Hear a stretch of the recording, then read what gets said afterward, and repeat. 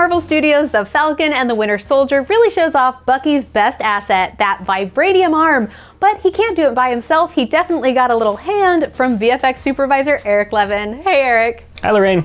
So when you're reading a script and you see that Bucky is using his vibranium arm, what's the first thing that goes through your mind? We start knowing that that's probably going to be a visual effects shot. The people at Legacy Effects who built the practical arm, the sleeve that Sebastian wears, the practical arm looks so good on camera, even if it's not perfect.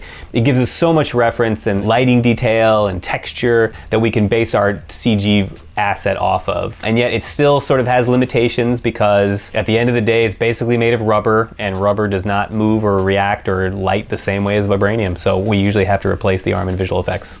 What does Sebastian wear on his arm to help you create the VFX? Sebastian has a couple different options for arms, practically.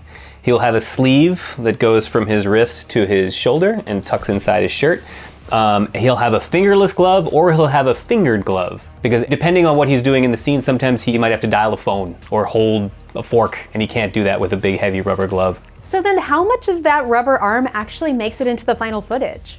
I would say it depends on the shot, maybe 40%, 30%. If he bends in the elbow, usually that has to be fixed. Usually there's a seam at the wrist that has to be fixed. And then depending the nature of the lighting in the scene, we'll have to replace it most of the time.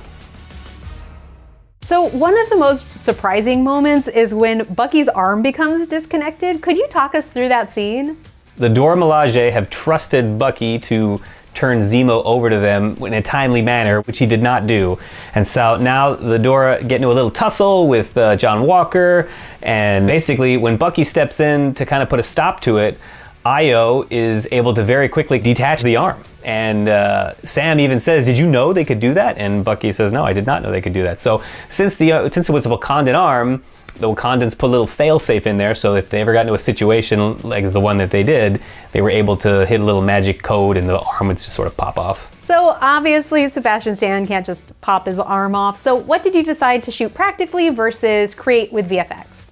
We try to do as much practically as possible. There was a detached arm that was built by the props department, so that at the very least, that was something we could drop on the floor and the camera operators would know kind of roughly how fast it would fall, where it would land. So we had that as a reference. Even if we were going to replace it, it was still great reference. And then Sebastian was a good sport about having his arm tucked behind his back and sort of, picking up this prop arm and pretending to connect it. One of the more interesting things he needed to do was, before he could put his arm into his shoulder socket, he needed to pull his sleeve up out of the way.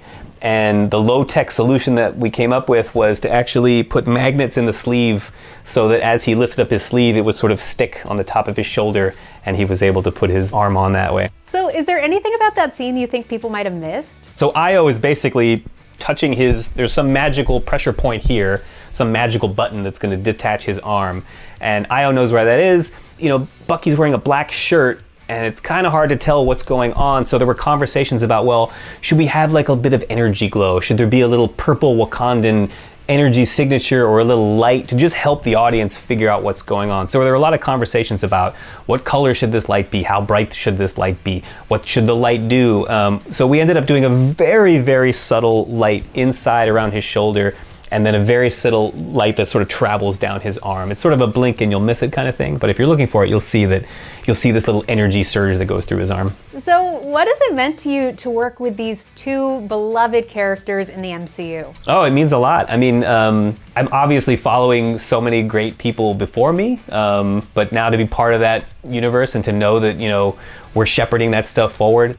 There are a lot of firsts in this show. This is the first time we really get a look at Bucky's new arm. This is the first time we're using the new Endgame shield. It's such a big, enormous universe with so many cool people working together. It really is amazing to be part of that now.